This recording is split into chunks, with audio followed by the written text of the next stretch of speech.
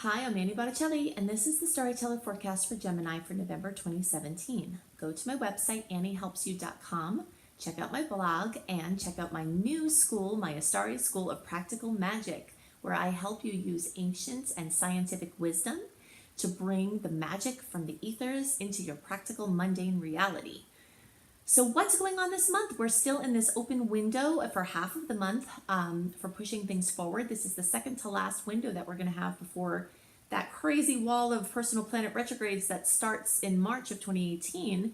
This is the second to last window we have, and it's going to be closing this month. So if you're trying to push through something new, if you have new ideas, if you're trying to advance in something, make big decisions, buy stuff, sell stuff in a big way, this is a good time to do that. As we pass the new moon on the 18th, we're really getting into the Mercury shadow period where things start to roll back in energetically, but there's still some very usable energy up through that new moon. So speaking of which, we're going to talk about the full moon and the new moon as it relates specifically for Geminis. The full moon is occurring at almost 12 degrees of Taurus on November 3rd, and this is a very powerful new moon because there's so much going on at the beginning of the month astrologically that's weaving into the story of the full moon. So from the 1st to the 4th, there is just a number of challenging and awesome interactions with the stars, which I will outline and go into details in the general transits. But for now, I want to talk about where that's going to occur for Geminis. And break it down for your early, middle, and late degree placement where this fullness, completion, fruition, accomplishment, drama is going to occur. Early degree placements are the first 10 degrees of the birthday, birthdays sign. Basically, if your birthday is the first 10 degrees of the sign or 10 days of the sign, that's early. And then middle is the second 10 days, and then last is the last 10 days. The same for your rising sign. If you're watching for your rising sign, 0 to 9 degrees for early, 10 to 19 for middle, and 20 to 29 for late. So early and probably half-ish of you middle degree placements, but most of you middle degree placements are fair game to have this experience of fullness, completion, fruition, drama, stress, breakthrough, accomplishment in the 12th house. The 12th house has to do with your inner world. It's a psychology house. It's the connectedness to all things. It's a spiritual house. It's an emotional house. It's a house of addictions. It's a house of fears. So it's very common when there's a full moon, something bringing to light, in this dark hidden house. I call it like an attic, the attic of the house, where light is put on in this attic in a big way, and it brings out some crazy stuff. So I'm calling the theme of this month for Gemini on account of this, inner riches, because whether you find something amazing in that dark space of the attic that gets lit up with this full moon, like something that's worth a ton of money or a family heirloom that has emotional value or whatever energetically you find is your riches, it's going to be it's going to make you wealthy in some way, whether that's emotionally, mentally, spiritually, physically, materially, or whatever.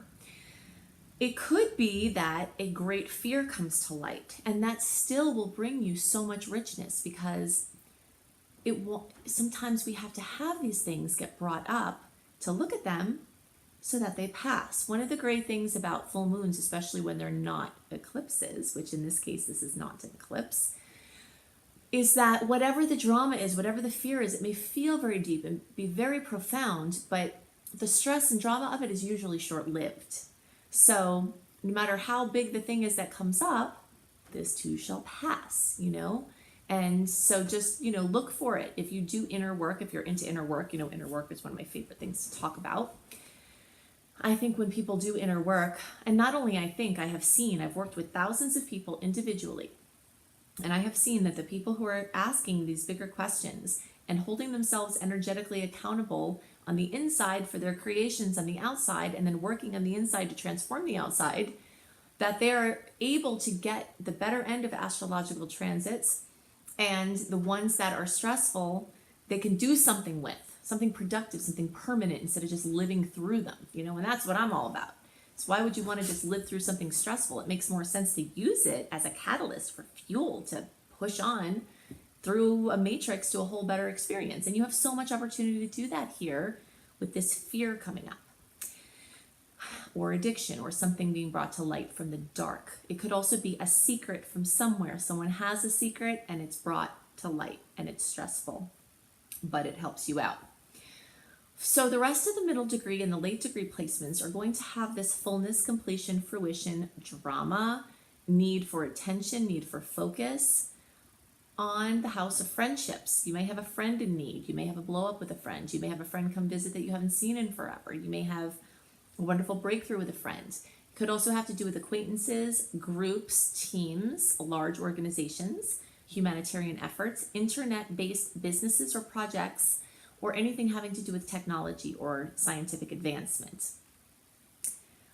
Social circles, online and offline, are all in this realm too. So look for some drama coming to completion, coming to fruition, accomplishment, something notable happening there. The new moon is going to occur for the early, middle, and late degree placements in the 6th house. So the new moon is on November 18th. And this brings in new energy. This brings in new opportunities, a clean slate. You've got a long-term expansion and focus here because of Jupiter. But there's also this short-term energy. Okay, so you can consult with 2 resources I've created to maximize this new moon. Making Powerful New Moon Wishes in Scorpio is a blog on my website. You can search for it at anniehelpsyou.com on the astrology blog.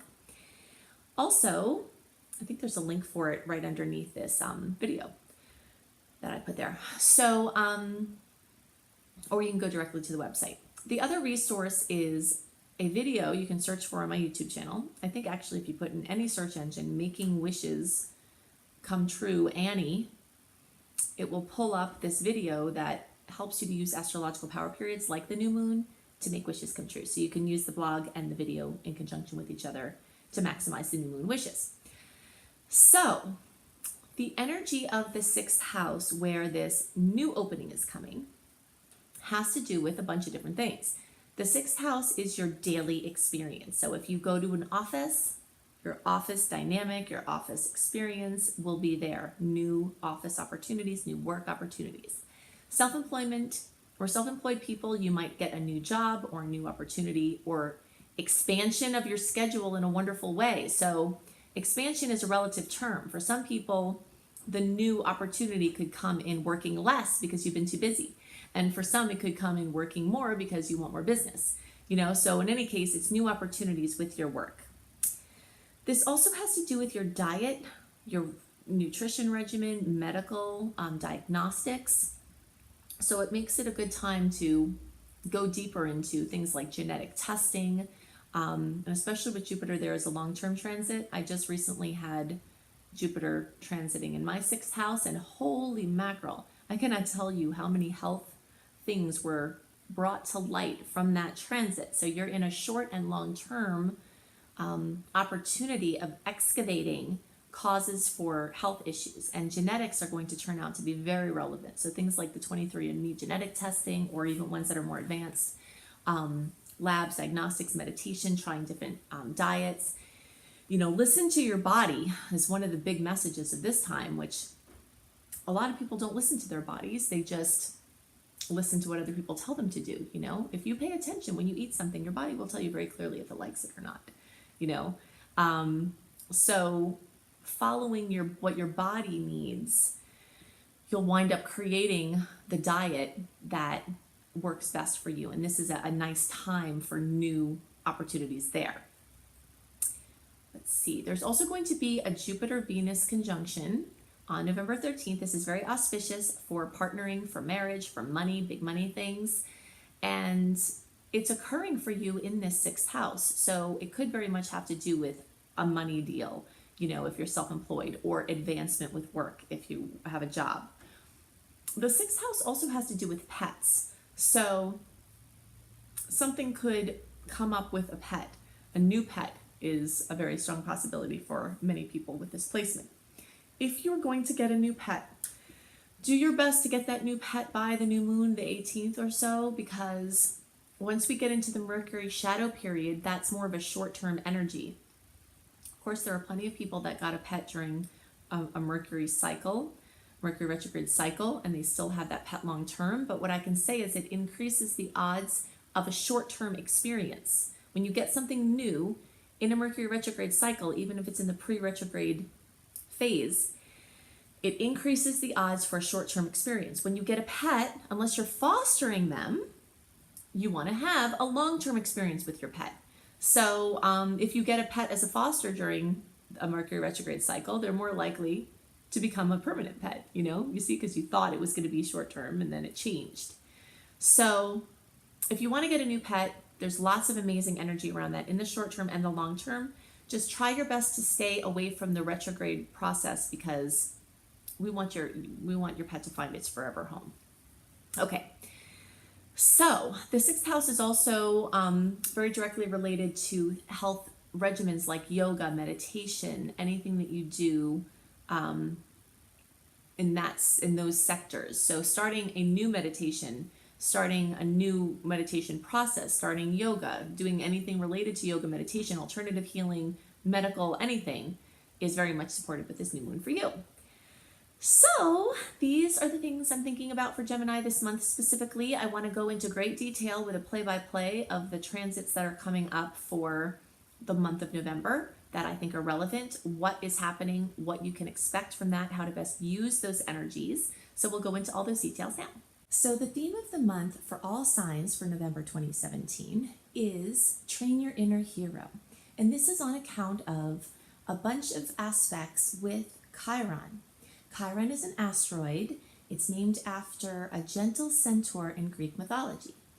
Many people who follow Chiron in their charts will know that he's known as the wounded healer. So when you're following him in your chart, this is a place where it's like your Achilles heel, you're strongest everywhere else except there. That's your sore spots, your most vulnerable points.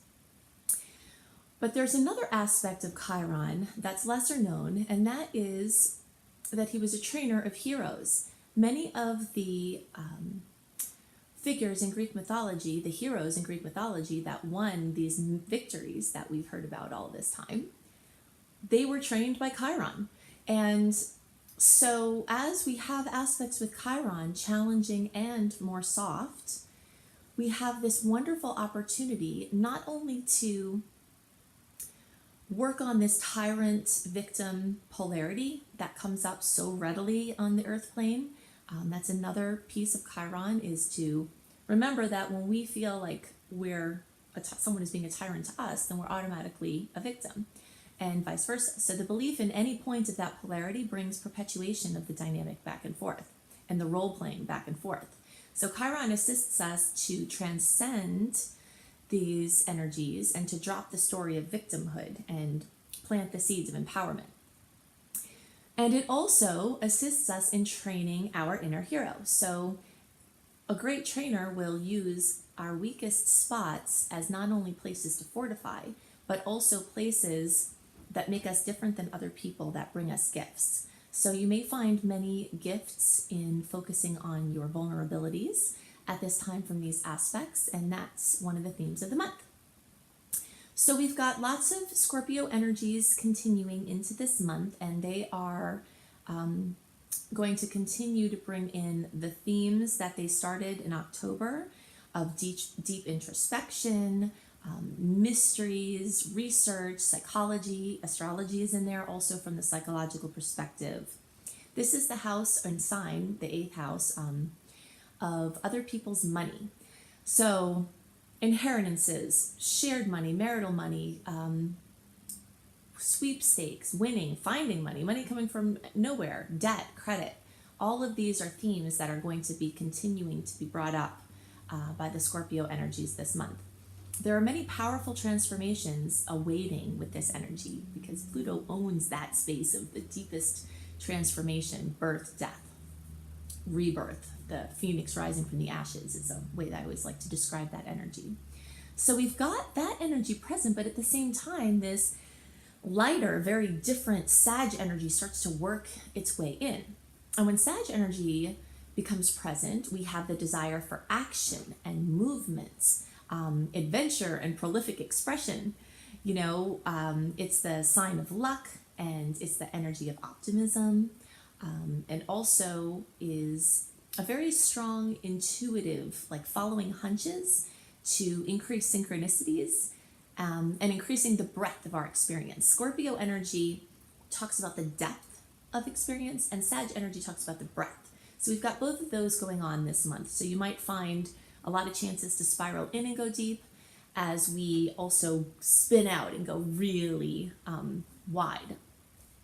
Lots of people will find that they are excited about and ready to and having opportunities to travel or do things with different countries, different cultures, different languages. Sag energy is also very much related to publishing projects, writing, editing, teaching, learning, and teaching and learning programs of any kind are Sag's domain.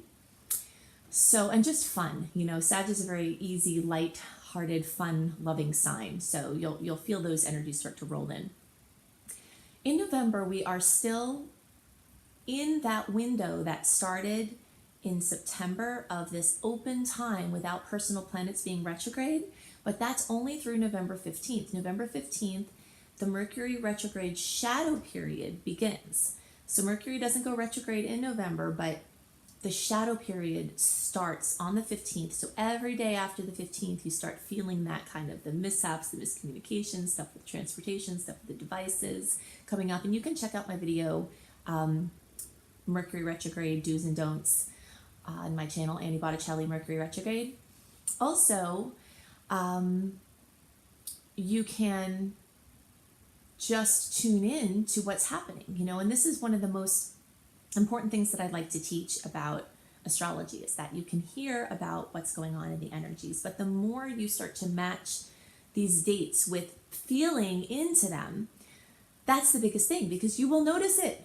I have heard countless people tell me when they start paying attention, oh gosh, Mercury must be retrograde again. Things start slowing down, communications start getting more complicated, things from the past start showing up. So if you have a big launch or something you want to burst out into the world, trying to push it out by the 15th is a really good idea, because we don't want your out push to be interfered with by the in-roll of Mercury retrograde. Now, that being said, I will talk about a couple of dates after November 15th if you have to push some last minute stuff through that are really nice energies, but try to get the bulk of your gusto out before that time. I always liken this to the idea of being on a deserted island and making a boat. When you try to get off the island, you would not put your boat that you've worked so hard to make, this is your last chance, right? Your only chance to get off the island. You wouldn't put it out when the tide was coming in. It would make no sense. You'd be battling the waves and you probably wouldn't make it. But if you wait, if you watch the tides and you wait until the tide is going out to set your boat afloat, it's much more likely that you're going to reach your destination. So that's why we want to pay attention to these energies. And even though everyone gets, a lot of people get irritated with, oh, it's Mercury retrograde again, I don't want to hear about this. Well, it's true, but it's important as a rhythm, especially in a world where everything is about go, go, go, go, go, that we have these beautiful retrogrades that remind us that sometimes it's just time to roll a little bit in and then store and save, hold the gold until we have these good launching points, and then push out, and then roll back in. So half the month is in this major push out, and then we start moving into this roll back in type of energy. So I'm going to give you some details about some of the aspects to look out for this month and the dates they happen around. Do know that when I give you exact dates that the transits occur on, you could feel those manifestations before or after those dates, because it's not a finite point in time that these things are expressing. We often will feel them before or after. So just kind of pay attention. And always there are positive or easier aspects occurring at the same time as the more challenging aspects that are coinciding with each other. So you have to really tune into your own energy flow. And even if a date's supposed to be good for something, if you're feeling really strong the day before, don't be afraid to just bust it out. You have to use this information to follow your own intuitive flow and not let anything else supersede your own inner knowing. Also, when you sign up for my free email newsletter at anniehelpsyou.com, you can get a written version of my general transit reading a month before, delivered right into your inbox, so you can have a visual on it as far as the dates and the energies that they can bring. So sometimes people like that for planning purposes. Okay, so we start out with a Mercury in Scorpio, trine Chiron and Pisces. This is one of the many Chiron aspects we have this month. That is why I called the theme of the month Train Your Inner Hero, because of this Chiron presence. And with this combination, and this is like the first through the second, but you could feel it before or after, support could come from inner work or another person as confidence is built through self-acceptance. You know, Chiron, especially in Pisces, is just a very, it's an internal healing, anything that makes us feel like we're not right with anything, with ourselves, with the world, you know. So the more we have self-acceptance, the more we can be open to support from other people because we feel like we deserve it. On November 2nd, there's a Saturn and Sag squaring Chiron and Pisces. So we have this sweet aspect at the same time as this challenging aspect. So it's like this newfound work with self-acceptance is going to be tested by an authority figure, likely something stern from the outside world. But it could be the other way around. It could be that because something is coming in as harshness, we can choose to use the softer energy to just love ourselves, love the person or the being, whatever it is that's reflecting this to us, and do good inner work with it. On November 3rd, we have a Sun in Scorpio trine Neptune in Pisces. This first occurred on July 5th, and it brings a really great focus on creativity and artistic talents. So you might use that energy purposely for creative or artistic work, or you might just find it's naturally brought out of you, that you're kind of in that mood. So this is a really positive and peaceful combination, and it's really supportive to assisting self and others. So then on November 3rd, we also have this full moon at almost 12 degrees of Taurus. Full moons bring fullness, completion, fruition to the sign that it is occurring in. Sometimes it brings drama. Sometimes it brings elucidation, the bringing to light of something. So that will be in the areas of everything Taurian, you know. So this is personal finances, your own earned income, luxury items, earth, eco-related projects. This has to do with your values and also has to do with self-esteem. So we've got a really busy time at the beginning of the month because coinciding with this full moon, we also have something else going on November 3rd, which is Venus in Libra sextiling Saturn in Sagittarius. A sextile is a very favorable aspect. It usually is one that requires you to take action in order to get the good possibility from it. So when Venus and Saturn come together, it's really great for taking steps forward with long-term projects. And since there's energy in Libra, it would favor partnerships or working with someone on something. And this is a really great launching point for trying to move forward with things, but it's kind of a mixed bag, you know, because you have all this intensity around, and then the next day you have Venus opposing Uranus in Aries. And so this can bring jolts or overstimulation in the arenas of love or money or self-esteem, you know. So definitely issues with self versus relationship are being brought up. So it's possible that as you have a chance to move forward in partnership, the fears could come up, you know, of merging. And, you know, so you can use your intuition to see what you're supposed to do with that. But there's definitely a lot of energy around partnering and doing something for the long term. On November 9th, we've got the Sun in Scorpio making a great aspect to Pluto in Capricorn. Again, this is one that you would need to take action on to get its most positive attributes. And this has to do with bonding with other people in deep ways. So, you know, in love, in money, in business, you know, so you can kind of see this theme of partnership. And this is being brought over from the energies in Scorpio, some energies still in Libra. Libra and Scorpio are partnership energies. So just, it has to do with self, and it has to do with how we relate to others, which is a very common theme for this month. We'll look out on the 13th, or let's see, the 11th first. We've got another beautiful aspect. Now, this is a really big deal because when outer planets, the ones that take a really long time to move around, make aspects to each other, these themes last for a long time because they come together and then they retrograde apart and then they come together again, and they like follow this flow over an extended period of time where there's a long-term theme. So this is the last of the 3 brilliant matchups of this Saturn and Uranus energy. And these are very different energies. Saturn is long-term, ground building, foundational, and Uranus is out of the blue, surprises, can be unstable, and Saturn is stable, so it's like this coming together of opposites in a way, in a beautiful configuration. So the first time this happened was December 24th, 2016. The second time it happened was May 19th of 2017. And then this is the third time. So it can really bring stability and expansion through the combination of innovation and technology, because Uranus rules innovation and technology. So this transit lasts well beyond the date of November 11th. You'll feel it in the weeks before, weeks after. Sensitive people will have felt it as a long-term theme for almost a year.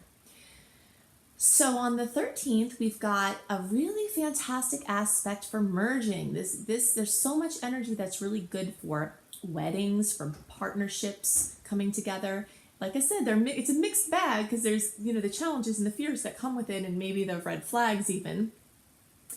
But Venus matching up with Jupiter is one of the best combinations for love and money, because Jupiter's a great expander and Venus rules love and money. So it can very thoroughly expand. Anything that you do on this day or around this day, as far as money or love, can be very, very powerful and transformational. So I really love it as a launch date for business things. Again, you just have to feel in, because there is an aspect on the same day where Mercury, which is ruling communication, is in Neptune, is squaring Neptune.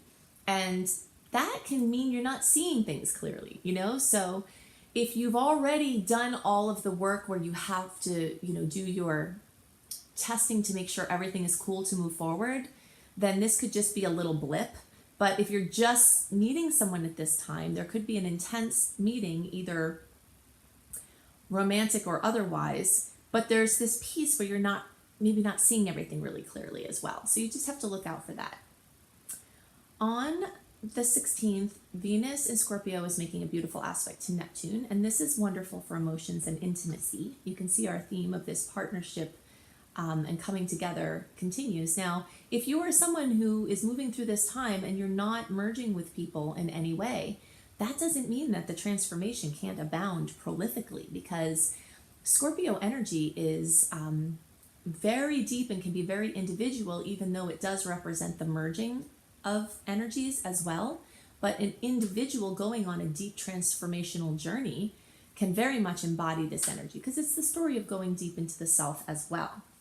So you can do really deep inner work with this, solve mysteries, find answers to problems, find solutions.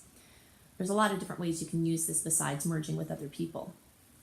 So on the 16th, we also have the Sun in a beautiful aspect with Chiron. So Chiron coming up again, this has to do with your forgiveness of self, helping all of your relationships.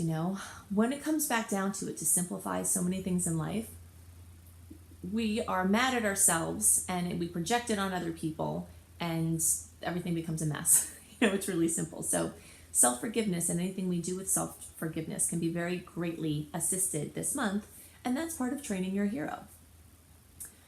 Okay, so then on the 17th, we have Mercury and Sag making a trine to Mars, and this is awesome for bringing thoughts into action. So Mercury and Sag is very busy mentally. Even though November 17th is technically in the pre-shadow period, you still can push some good things through on this day. Then we've got our new moon at 26 degrees of Scorpio on November 18th, and this is time to make your new moon wishes. New moon wishes are real, just like birthday wishes are real. You've got this new open window, especially when you align your wishes with the sign that the new moon is in. You can check out my website for a blog about this. It's called Making Powerful New Moon Wishes in Scorpio. If you just go to my website, anniehelpsyou.com, and go in the blog, go in Astrology, and search for New Moon Wishes Scorpio, you can have a good guideline for how you can maximize these wishes. And I have those every month for every sign, so you can always find them there. But to summarize, you want to use those Scorpio related things that I talked about earlier: partnership, other people's money, deep finances, astrology, psychology, things like that, and align your wishes in those arenas for powerful transformation. This new moon is also going to be making a beautiful trine to Chiron, right? We keep talking about Chiron this month, so it's bringing strength and empowerment and interdependence. There's also a conflict with Mars and Pluto on the 19th that could show up as part of this new moon. Mars squaring Pluto is always a little bit nasty. I'm an optimist. I like to look at the bright side of things, but I will always tell you when I see an aspect that's yucky. It's not that you can't do something good with it. I hope that you will. That's my mantra, is challenging aspects are here for us to push through resistance and clear out issues that are interfering with our highest expression. But it can be kind of nasty, aggression, violence, all of these things. If you are to try to avoid circumstances where things like that could occur, be very careful driving, don't antagonize a crazy person. Things like that are good to avoid when you have a conflict with Mars, which is the ruler of war, and Pluto, the ruler of the underworld. So this first occurred on February 22nd. And it definitely brings the need to carry extra awareness, because it will definitely bring stress and conflict in many cases. Partnership commitments or unwelcome opinions from key relationships may come up, and how you respond to them could be part of the manifestation of this transit as well. By November 21st, that energy has cleared. We've got Venus and Scorpio making a great angle to Pluto. So now maybe that conflict brought things up, and now there's a smoothing over point. This can be very intense emotional or romantic experiences. This can have to do with amazing financial opportunities. So like I said, I had mentioned earlier that there'd be a few spots that would be okay for pushing some things through that are last minute things. I don't love them as the big launches if you can help it, only because you're kind of getting into that murky retrograde energy. But if you've got to push some last minute things through, November 17th was a good time. November 21st has some good energies. And on the 22nd, we have Neptune going direct in Pisces. So of course, anything that Neptune does is going to affect everybody, but it will affect Pisces even more. When your ruling planet, it's not just because Neptune's in the sign of Pisces, it's because Neptune rules the sign Pisces. So this is a very sobering time, so it's good for becoming practical and organized and making the abstract more concrete. On the 25th, we have a beautiful aspect with Mercury in Sagittarius, trining Uranus and Aries. And like I had said before, even though Mercury shadow period is happening, there are going to be people whose stuff starts to break down at this time and they need to get new devices. This would be a good point to push through, like if you have to get in a vehicle, if you have to get a device. If you haven't done it earlier in the month and things start to break down now from the shadow period having begun, this at least carries some good energy if you have to get some of those new things for things ruling communication and transportation. On the 26th, we have Venus and Scorpio making a trine to Chiron and Pisces. So this is really empowering for finances or your self-esteem or your romance sector. On the 27th and 28th, we have Mercury and Sagittarius making a conjunction to Saturn in Sagittarius. So big picture dreams, which is Sagittarius rules big picture dreams, may need some harnessing and organizing now. That's the influence of Saturn. So that's possible how it could manifest for you. Alternatively, hard work done to rein in scattered efforts can be very much rewarded. Since Saturn can be kind of serious and Sag can be light, sometimes the coming together of these energies can be something annoying and limiting to our flow and our expansion. But if you use the energy right, then it can be very productive, especially for long-term ventures. So these are the things that are most on my mind for the month of November for everybody. Definitely check out my website, anniehelpsyou.com, see what's new in my blog. Check out my new school, my Astaria School of Practical Magic. If you are an empath, if you are a sensitive person trying to navigate in this crazy world and it feels like the rules are different for you and you don't know why everything is different than mainstream for you. It's definitely an amazing and magical, wonderful support system. So you can check that out at anniehelpsyou.com. Also, definitely check out my husband, B.R. Newman's Tarot Scopes. You can go to iamhelios.com, iamhelios.com. If you haven't already signed up for my free email newsletter, then definitely do that on my website at anniehelpsyou.com. And if you have signed up for my newsletter and you're not getting it, we need to figure this out, because I send it out religiously every month, a month early. I always have. I will as long as I can. And so if you're not getting it, something's going on with your inbox. It could be in spam. It could be in social promotion events folders. If you use the contact in your welcome letter that I send, there's a contact address that I say to add. And when you add that to your contacts, it gives the message to your email service to put things from me right into your inbox instead of one of those other folders. So I hope you have a wonderful month, and I'll see you next month. Bye.